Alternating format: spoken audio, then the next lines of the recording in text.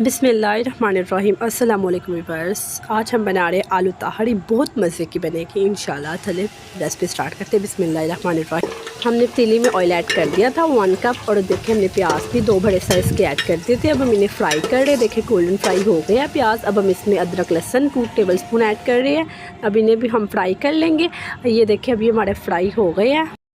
अब हम इसमें 2 टमाटर और 3 हरी मिर्चें ऐड कर रहे हैं काट कर, और साथ ही अपने स्पाइसेस पे ऐड करेंगे। इसमें है देखिए हाफ़ टेबल स्पून से थोड़ी सी ज़्यादा मिर्ची है, और 1 टेबल स्पून नमक है, और हाफ़ टेबल स्पून से थोड़ी सी कम यानी 1/3 हल्दी है। मसाले की हमने अच्छी तरह बुनाई कर ली है। अब हमने इसमें थोड़ा सा पानी ऐड करके हम इसे गलने के लिए रख देंगे, मसाले को टेंडर होने कर। ये देखिए ज़रा मसाला हमारा अच्छी तरह टेंडर हो गया।